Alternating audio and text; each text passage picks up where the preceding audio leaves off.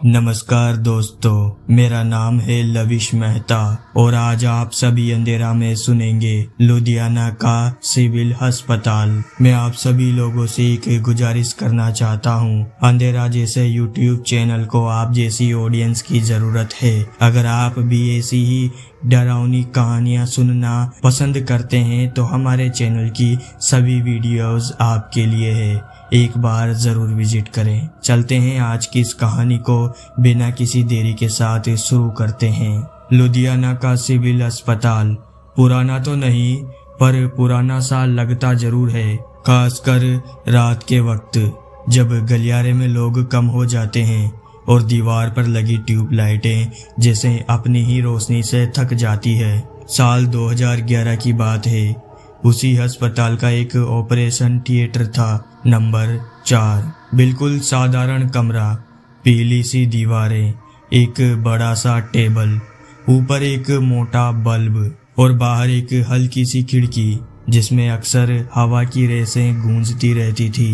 लोग कहते थे ओटी 4 में कुछ अजीब है, पर कैसा अजीब, कोई इसे ठीक से बता नहीं पाता था। सबके पास अपने अपने छोटे किस्से थे, पर किसी ने चीख चिल्लाहट नहीं, न कोई भूत प्रेत की बड़ी कहानी, बस छोटे छोटे पल जो सुनने में मामूली लगते हैं पर महसूस करने में थोड़ा ठहरे हुए। जैसे एक नर्स थी जसप्रीत, वो कहती थी ओटी 4 का दरवाजा शाम को काफी भारी लगता है, जैसे कोई अंदर से पकड़कर हल्का सा रोक रहा हो। दूसरे लोग बोलते, अरे भाई पुराना दरवाजा है, लकड़ी फूल जाती है बरसात में।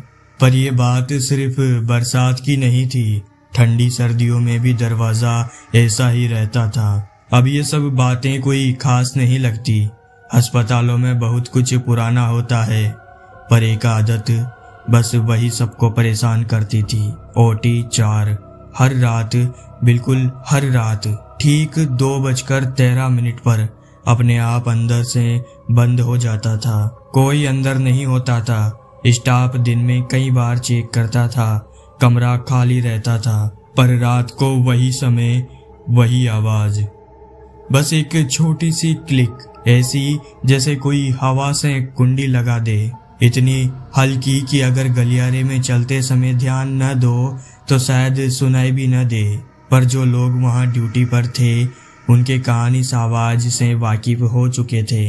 वो कहते थे बस 2:13 होने दो, दरवाजा खुद बोल देता है मैं बंद हो गया हूँ। एक रात वार्ड बॉय रमेश वहीं पास बैठा था, थका हुआ कुर्सी पर झुककर ऊँघ रहा था। घड़ी का कांटा जैसे ही 2:13 पर पहुंचा, ओटी 4 का दरवाजा फिर धीरे से अपनी जगह खिसका और हल्की सी कुंडी की आवाज आई। रमेश बोला, दरवाजे में कुछ तो गड़बड़ है, लेकिन आज बात ये है ये सिर्फ रात को ही करता है, दिन में तो बिल्कुल ठीक चलता है। उसने एक और बात कही जिसने बाद में सभी का ध्यान खींचा, दरवाजा बंद होता है ना, कमरे के अंदर जैसे हल्की सी सरसराहट उठती है, ऐसी जैसे कोई कपड़े की चादर हिली हो। लोग हंसते, अरे रमेश तू ज्यादा ही सुनता है। लेकिन रमेश बोलता, मैंने सुना है, एक नहीं 2 बार नहीं, कई रातों में। हवा, कमरे में कोई खिड़की ही नहीं थी, पंखा बंद और फिर भी वो हल्की सी सरसराहट।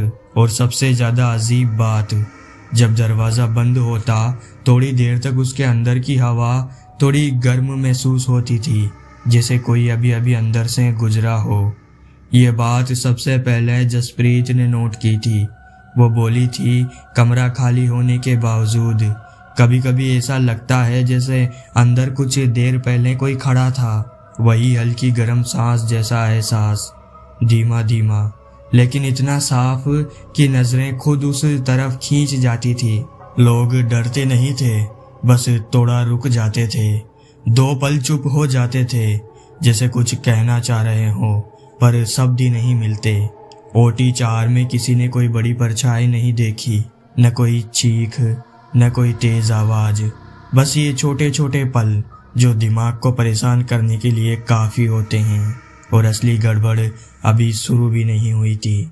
OT4 की बातें लोग हंसकर टाल देते थे, पर अंदर ही अंदर सबको पता था कि ये कमरा थोड़ा अलग है। जैसे किसी जगह की अपनी आदतें होती है, ठीक वही यहाँ भी था। धीरे धीरे एक और चीज सामने आने लगी। कमरा हमेशा थोड़ा गर्म रहता था। अस्पताल में ठंडी मशीनें, एसी, टाइल वाली फर्श, हर जगह ठंडक रहती है। पर OT4 में हवा थोड़ी भाप सी लगती है, जैसे किसी ने अभी अभी अंदर से गर्म पानी से हाथ धोए हो। स्टाफ इस बात का कारण समझ नहीं पाते थे। मशीनें चालू नहीं होती थी, लाइटें भी कम ही जला करती थी।